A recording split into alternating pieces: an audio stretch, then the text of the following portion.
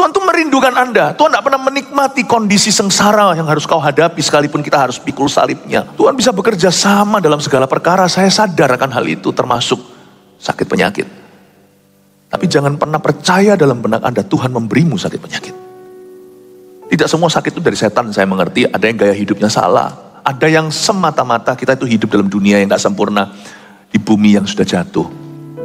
But God never initiated a disease. Tuhan tidak pernah memberimu sakit penyakit. Karena sakit penyakit kita dipikulnya. Tuhan, hanya Engkaulah yang bisa menyembuhkan dan mengubah hidup manusia. Kami taruh iman kami sepenuhnya kepada Tuhan. Bukan pada perkara-perkara dunia, bukan pada perkara jasmani termasuk hamba-hamba Tuhan. Tetapi hanya kepada nama-Mu saja. Yang di atas segala nama, termasuk di atas segala nama sakit penyakit juga. Kami percaya sungguh-sungguh dengan segenap hati, sekalipun iman kami pas-pasan, kami really believe, sungguh-sungguh percaya dan yakin bahwa tidak ada suatu hal apapun yang mustahil bagimu di bawah kolong matahari ini. Terima kasih Tuhan Yesus. Dan Kau sudah mati bagi kami 2000 tahun yang lalu, untuk menebus dosa manusia, untuk mengampuni kesalahan kami, dan juga sakit penyakit kami. Engkau telah memikulnya di atas kayu salib itu, Yesaya 53. Oleh karena itu hari ini gereja-Mu berharap Tuhan, termasuk bagi anggota keluarga kami dan jemaat yang sedang menderita secara badani. Tuhan Yesus, hamba-Mu mohon dan berdoa, kami sama-sama bersyafaat, minta kesembuhan ilahi yang dari Tuhan, agar Tuhan turun tangan.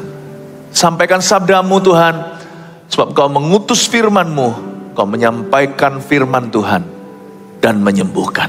Bapa, terima kasih, di dalam nama Tuhan Yesus kami berdoa, haleluya, amin. Selamat pagi, berikan tepuk tangan untuk Tuhan tercinta dan satu dengan yang lainnya, haleluya. Silakan duduk kembali. Yesus mati untuk menebus dosa manusia, itu tidak dipertanyakan lagi. Tetapi ada satu lagi alasan mengapa Yesus mati, ada satu dua lagi yang seringkali diabaikan. Kalau nggak hati-hati gereja main aman.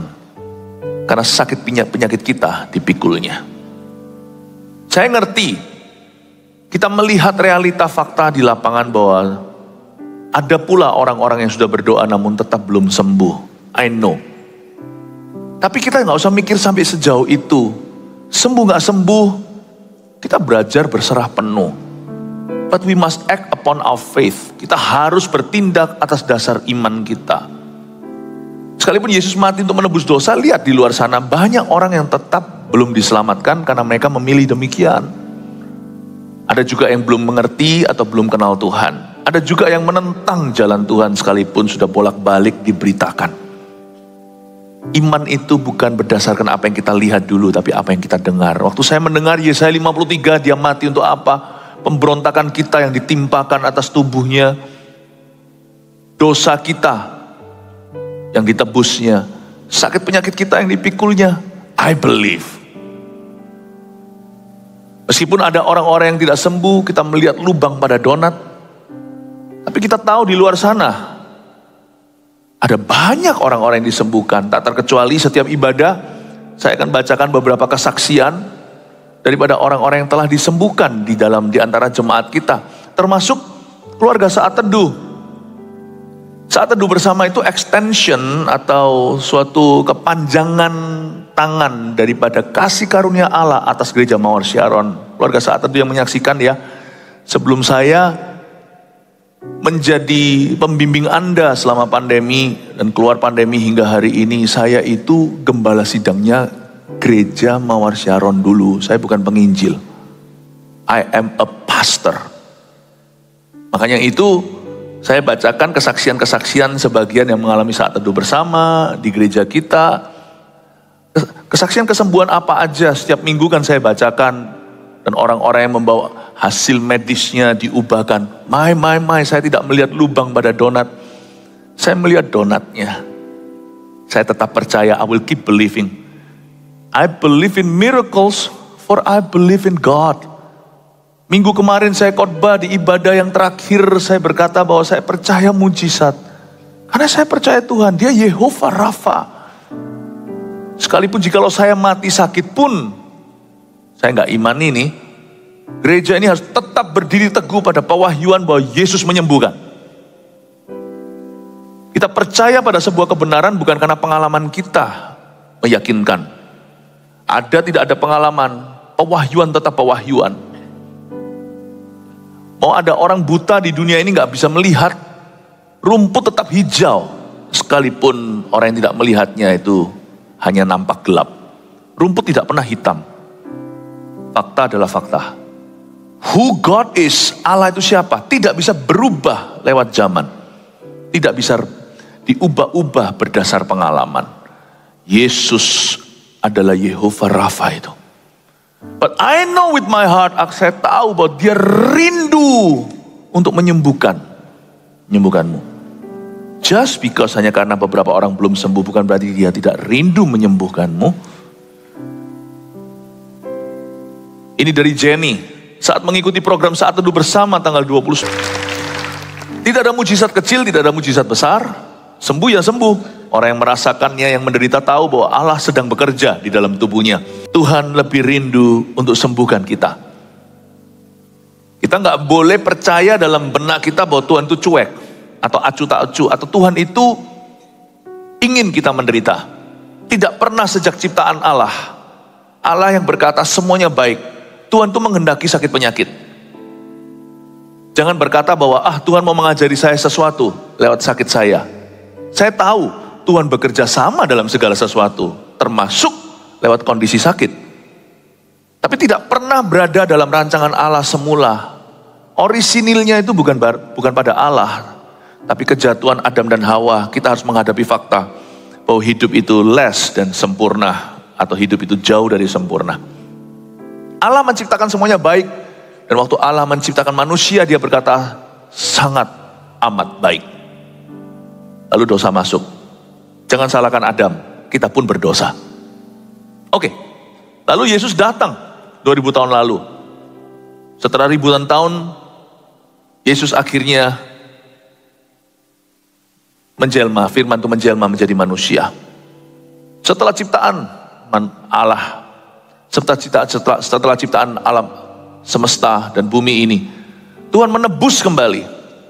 Ada kata-kata klise seperti ini mungkin kita pernah dengar, Tuhan tidak berkeringat bahkan pada waktu Dia menciptakan langit bumi dan segenap isinya. Dia hanya mengucapkan sepatah kata. Dia bekerja ketika Dia membentuk manusia dari debu dan tanah, lalu Dia hembusi dengan nafas, Dia rangkul mereka. Tapi Dia nggak berkeringat lakukan itu semua. Tapi Dia berkeringat darah ketika menebus kembali mereka dari tangan yang salah. Tidak lelah menciptakan, tapi Dia harus menyerahkan nyawa untuk menebus mereka kembali. Dan apa yang dikatakan di firman Tuhan, saya ulang-ulang di Yesaya tadi, bahwa Dia memikul sakit penyakit kita, bukan hanya menebus dosa manusia.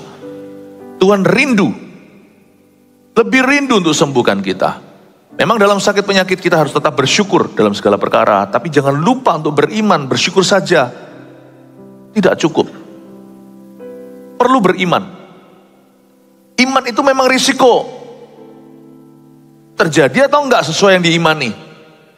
Tapi saya nggak mau pikir sejauh itu. Pokoknya I believe, aku percaya. Saya percaya, titik, bukan koma. Percayaku konklusi. Percayaku berdasarkan firman. Coba ambil kesembuhan dari Alkitab yang kita miliki ini.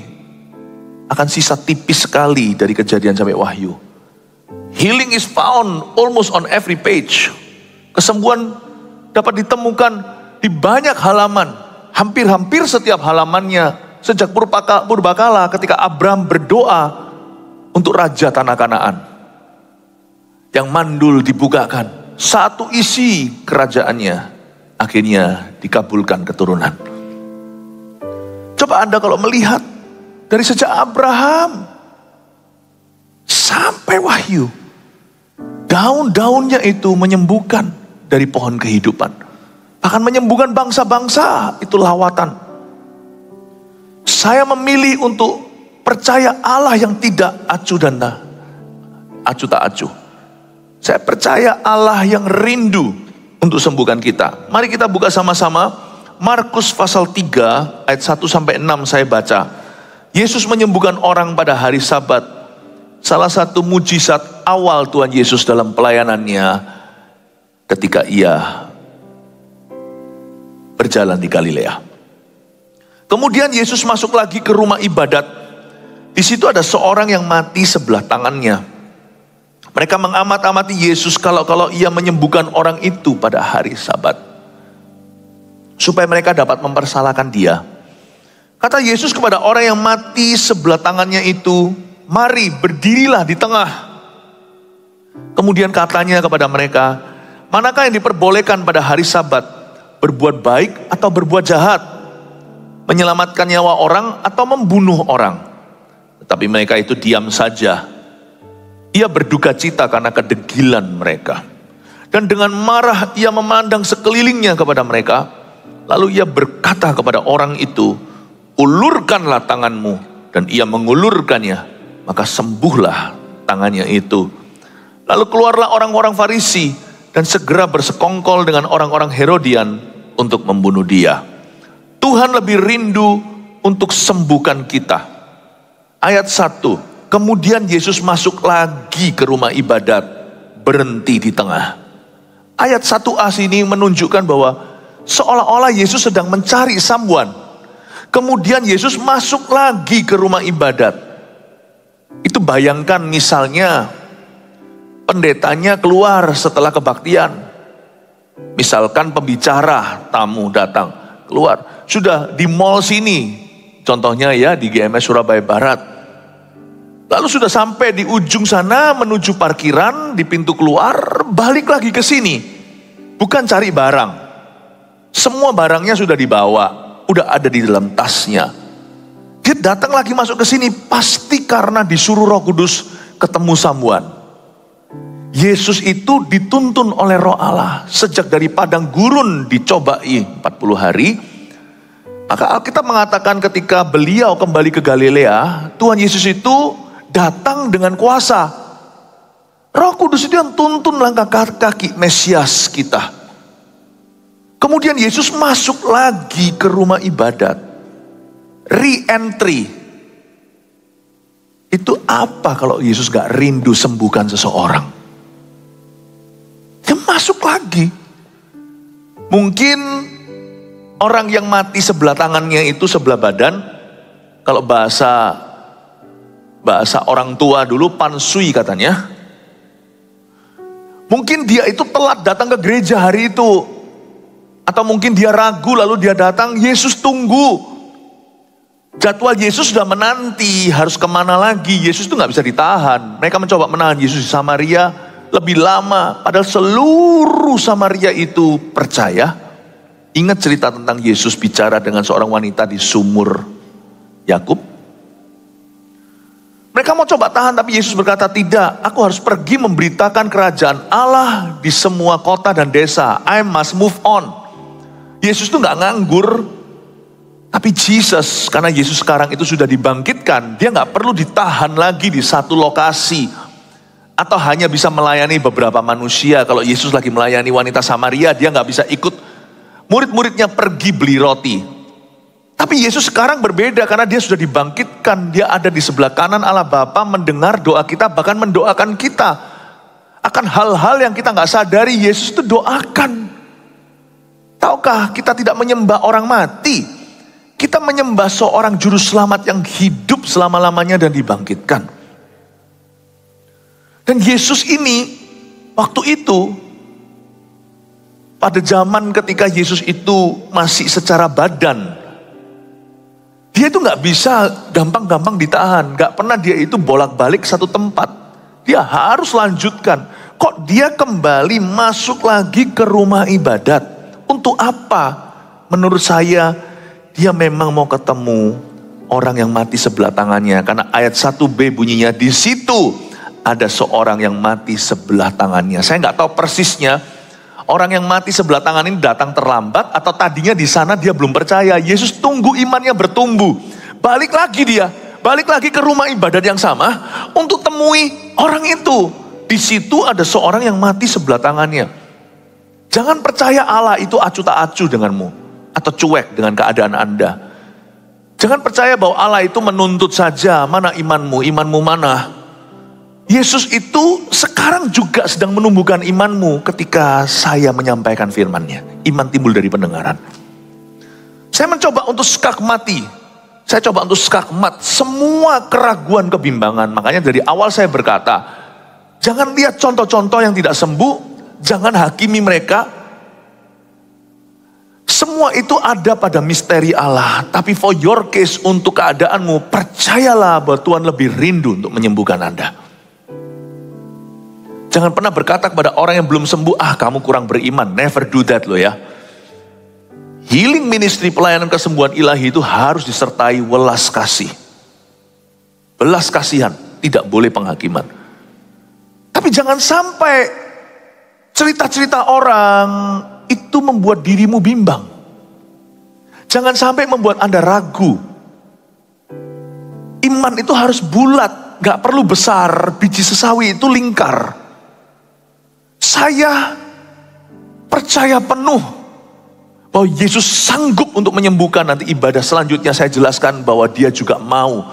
Yesus bukan hanya mampu, tapi dia juga mau. Dan ibadah ini saya kasih judul tadi, Tuhan itu rindu. Tuhan tuh merindukan Anda. Tuhan tidak pernah menikmati kondisi sengsara yang harus kau hadapi sekalipun kita harus pikul salibnya.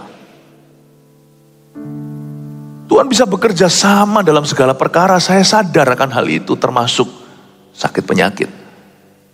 Tapi jangan pernah percaya dalam benak Anda Tuhan memberimu sakit penyakit. Tidak semua sakit itu dari setan, saya mengerti. Ada yang gaya hidupnya salah. Ada yang semata-mata kita itu hidup dalam dunia yang tidak sempurna.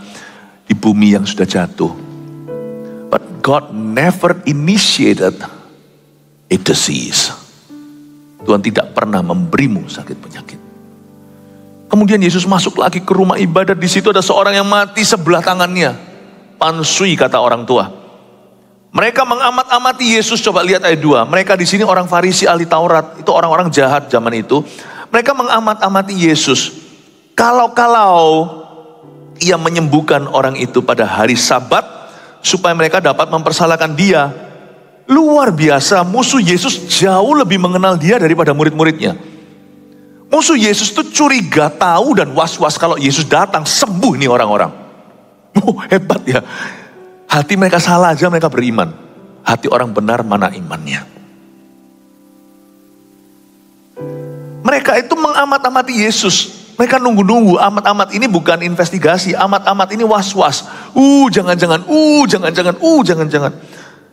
Mereka amat-amati Yesus kalau ia menyembuhkan orang itu pada hari Sabat. Mereka sudah berdebar karena mereka tahu dimanapun juru selamat itu pergi atau di mana dia berada, selalu sakit penyakit dilenyapkan. Tapi mereka melakukan itu, mereka mengamat-amati demi supaya mereka mempersalahkan dia. Saya hari ini juga mengamat-amati, saya juga pengamat. Saya beritahu terus terang di depan dulu loh ya, kami ini gak punya kuasa kesembuhan. Tapi saya bawa orang sakit hari ini secara sengaja ke tengah-tengah rumah ibadat. Makanya disebut kebaktian kesembuhan. Berarti hari ini yang dimuliakan itu selain Tuhan adalah orang-orang yang sakit. Kebaktian ini didedikasikan untuk itu. Coba bayangkan. Saya ini pengamat. Saya mengamat-amati kalau Tuhan hendak menyembuhkan seseorang di ruangan ini. Tapi saya lakukan itu supaya saya dapat bersyukur lebih lagi kepada Tuhan. Bukan untuk mempersalahkan dia, tapi untuk memuliakan dia. Oh, percaya pada Tuhan, berikan tepuk tangan untuk Tuhan. Gak mau kalah sama orang Farisi. Orang Farisi itu tahu kok sifat Yesus. Orang Farisi itu gak ragu. Karena itu mereka masuk neraka, kenapa? Kalau mereka itu sungguhan buta, mereka gak berdosa. Tapi karena mereka mengaku mereka melihat, makanya itu mereka itu dihukum sama Allah. Mereka itu tahu kok Yesus itu dari Yehova Rafa. Dia tahu kok. Mereka itu gak bodoh. Orang Farisi itu pinter-pinter, pandai-pandai. Mereka itu berpendidikan tinggi di zaman itu. Mereka ini PhD semua. Orang-orang yang logikanya main. Tapi mereka ngerti kok, mereka lihat Yesus pelayanan seperti apa. Mereka itu sangat paham orang yang mereka musuhi. Mereka tahu Yesus ini berniat sembuhkan. Ayo kumpul. Hari ini hari Sabat, dia pasti sembuhkan orang. Iman negatif tetap iman. Yang positif beriman yuk sama Tuhan. Dan sungguhan kan, iman mereka kejadian. Tuhan sungguhan sembuhkan. Tuhan sungguhan sembuhkan. Kenapa kita orang percaya selalu berkata, mungkin bukan kehendak Tuhan untuk sembuhkan saya hari ini. Why? Karena ada orang yang tidak sembuh. Iya. Saya menangis dengan orang yang menangis. But why do you believe that? Why? Kenapa kita percaya mungkin hari ini this is not my day? Kenapa kita nggak percaya bahwa hari ini mungkin adalah harinya Tuhan bagi hidupmu? Orang Farisi tahu kok hari ini pasti ada kesembuhan. Kita orang percaya berkata mungkin bukan hari ini Tuhan. Why? Karena ada orang yang belum dijawab doanya. Why? Kenapa kita tidak mengenal Tuhan? Kita nggak mengenal maksud hatinya. Kita nggak mengenal sifatnya. Kita nggak mengenal kerinduannya. Tuhan lebih rindu loh untuk sembuhkan kita. Kata Yesus kepada orang yang mati sebelah tangannya itu. Coba baca lebih lanjut ya. Mari berdirilah di tengah. I love this ayat 3. Yesus ngomong begini sama orang yang mati sebelah tangan atau yang pansui itu. You stand in the middle. Mari, sebuah undangan. Berdirilah di tengah. Ternyata hari ini adalah kehendaknya Yesus di gereja kita. Dalam bahasa Inggrisnya dulu, the sick take center stage at a church. Orang berdosa diundang, mari berdirilah di tengah. Ini di tengah ibadah loh. Jangan lupa, Yesus masuk ke rumah ibadat ayat 1. Di tengah-tengah ibadah. Yesus masuk ke rumah ibadat berarti di tengah-tengah sebuah kebaktian. Yesus berkata kepada seorang yang sakit, you mari berdirilah di tengah. Dan Yesus tegur jemaatnya. Tegur sekalian penjaga bait suci. Yesus yang marah melihat bait Allah dijadikan sarang penyamun, tempat jualan. Dan Yesus berkata, bukankah harusnya rumahku disebut rumah doa bagi bangsa-bangsa. Dan hari itu Tuhan tunjukkan rumah ibadat itu rumah kesembuhan. Rumah iman, rumah roti. Mari engkau berdirilah di tengah. Tapi saya percaya pagi hari ini Tuhan tidak perlu marah-marah karena kita sudah menangkap hatinya. Kalau enggak namanya kebaktian kesembuhan. Ayo taruh di tengah. Tengah nanti itu bukan persis di tengah karena ada kursinya. Tengah itu nanti ada di depan sini loh ya. Untuk kita doakan yang sakit. Setelah firman. Mari berdirilah di tengah. Kemudian katanya kepada mereka ini kepada jemaat dan juga kepada ahli Taurat. Sebab ahli Taurat itu kan duduk di kursi Musa, orang Farisi itu.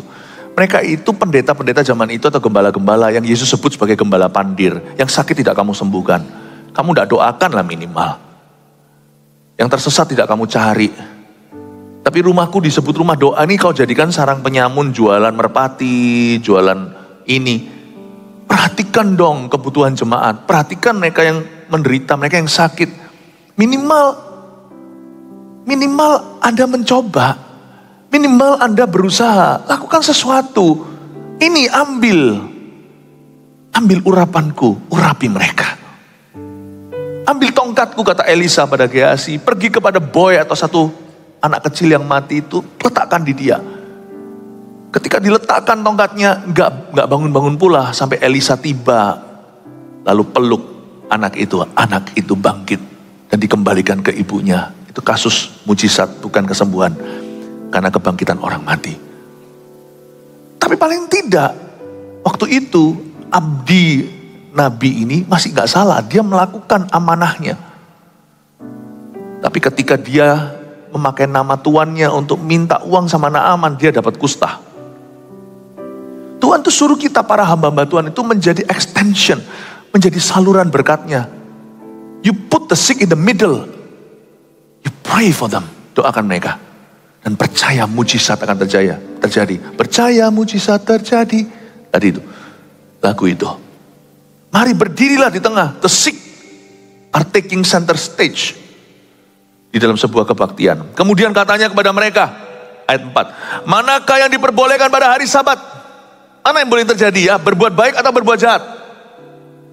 Mana yang boleh terjadi? Misalnya di hari Minggu seperti ini. Atau hari Jumat. Hari pertemuan umat Tuhan. Mana yang diperbolehkan, berbuat baik atau berbuat jahat? Kita tahulah jawabannya. Menyelamatkan nyawa orang atau membunuh orang. Intisari pelayanan kesembuhan ilahi adalah menyelamatkan nyawa orang. Menyelamatkan nyawa orang. Oh, saya percaya. Saya percaya kesembuhan masih terjadi. Yang percaya berikan tepuk tangan bagi Tuhan.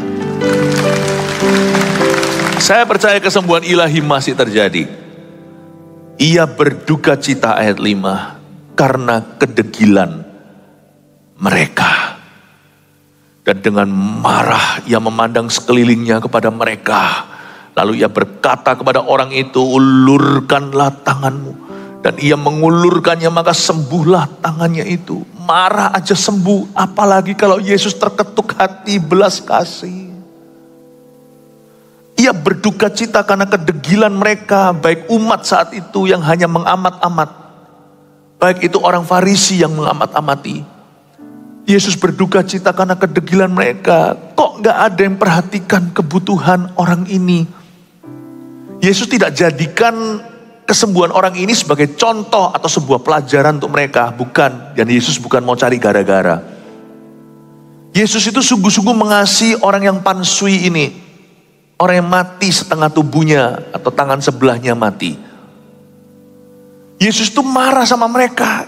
Kalian ini berdebat ria, tak ada satupun yang mendoakan. Yang mau doa juga jadi takut karena dikecam oleh rakyat. Belum doa sudah langsung dihantui. Sembuh, nanti kalau gak sembuh gimana? Mana-mana ada Tuhan. Aduh, ribet banget. Mau doain orang sakit aja ribetnya. Tentang kanan kiri dengan pertanyaan-pertanyaan teologi ria dengan doktrin. I don't care. Today I'm gonna pray for the sick. Saya nggak peduli karena saya lebih peduli hatinya Kristus. Bayangin ya, kesembuhan ilahi itu datang dengan segala macam cercaan Farisi Taurat. Wow, cuman ini kepala nih, cuman tumpang tangan di atas dalam nama Yesus gitu aja. Wah, perdebatannya luar biasa. Sebelum melangkah sungguhan tumpang tangan itu saya heboh dulu. Dan juga di dalam diri kita ada gejolak luar biasa. Geronjalannya dahsyat. Kalau sembuh gimana? Kalau nggak sembuh gimana? Wah, banyak. Udahlah. Yesus berduka cita karena kedegilan mereka. Berdebat ria bukan mendoakan mereka yang menderita. Doa aja. Just believe. Sudah percaya aja. Percaya saja, kita nggak buta kok. Karena di dalam firman tertulis, percaya kita berdasarkan apa yang kita dengar dari firman-Nya. Kejadian sampai Wahyu itu rame sekali. Allah itu penyembuh. Saya ikut ramenya ini. Saya nggak ikut ramenya dunia. Dan ramenya dunia itu juga ditemukan di dalam gereja-gereja yang tidak mau percaya. Ulurkan tanganmu, Tuhan berkata begitu. Kenapa orang ini kebutuhannya nggak ada yang perhatikan? Kalian satu dengan yang lainnya hanyalah tukaran. Hanya berantem saja. Ia berduka cita karena kedegilan mereka. Dan dengan marah ia memandang sekelilingnya kepada mereka. Dan Tuhan sekarang tidak memandang kita dengan marah. Karena gereja kita hendak menangkap isi hatinya. Dan dia berkata, ulurkanlah tanganmu. Stretch out your arm. Langsung ketika ia ulurkan, sembuhlah tangannya itu. Lalu keluarlah orang-orang Farisi. Lihat ini. Udah lihat bukti pun mereka gak bertobat. Dan segera bersekongkol dengan orang-orang Herodian untuk membunuh dia.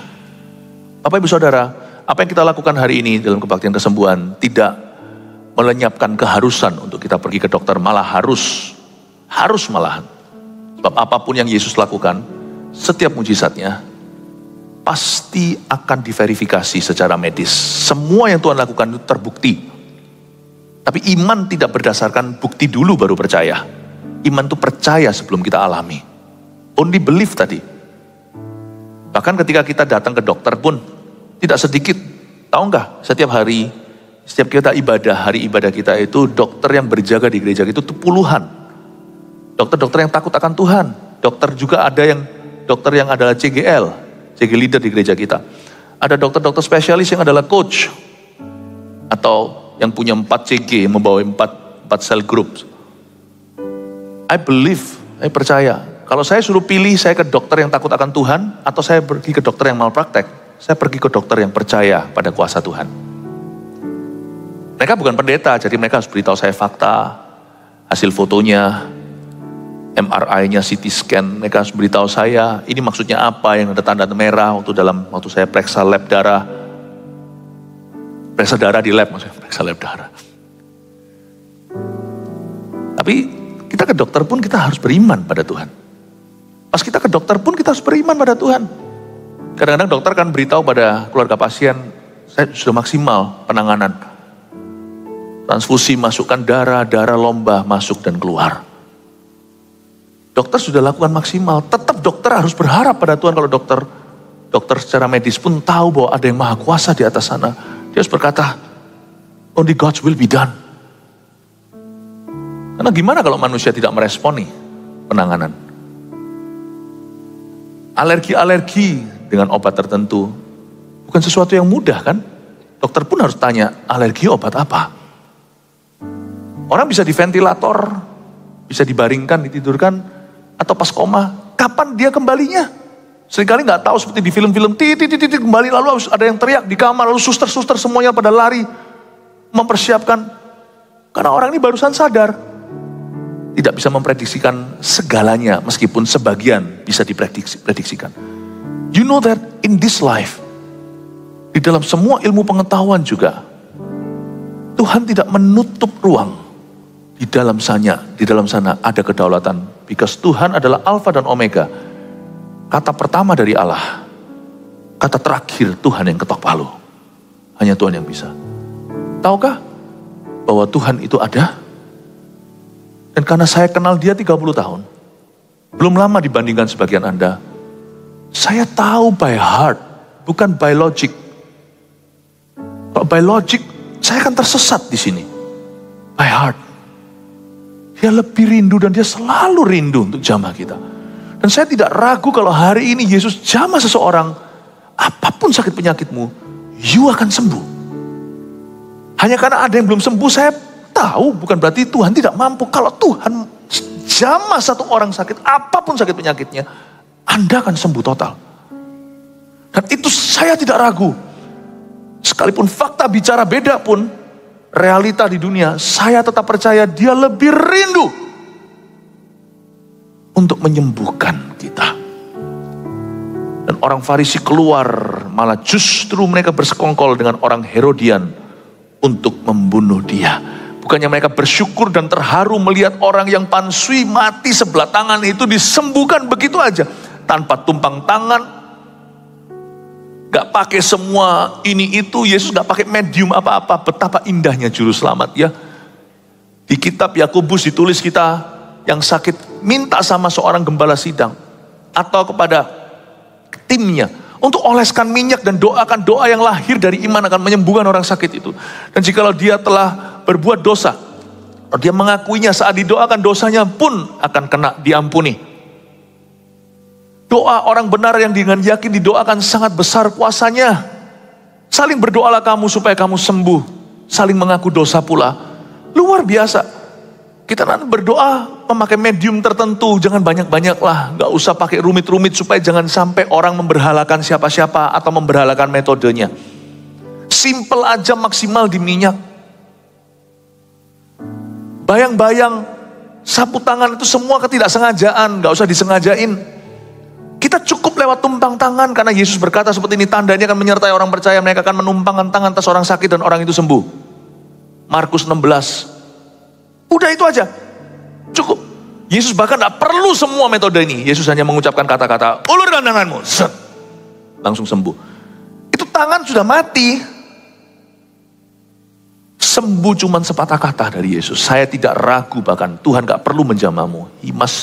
He can only speak. Dia hanya bicara satu kata aja, akan mengubah hidupmu. Jangan marah kalau kondisimu belum berubah. Jangan berkata, wong Tuhan bisa kok sepatah kata, kok selama sampai hari ini aku belum. Jangan lihat lubangnya, jangan lihat lubangnya. Only believe. Tetap berharap pada Tuhan, tetap percaya. Jangan jadi orang yang Farisi. Jangan dengarkan ramainya hiruk pikuk dunia yang tidak percaya. Dengarkan firman ini. Dan firman ini berkata, sederhana sekali, Tuhan kita lebih rindu untuk sembuhkan kita. Yang percaya, angkat tangannya. Berikan tepuk tangan bagi Tuhan Yesus.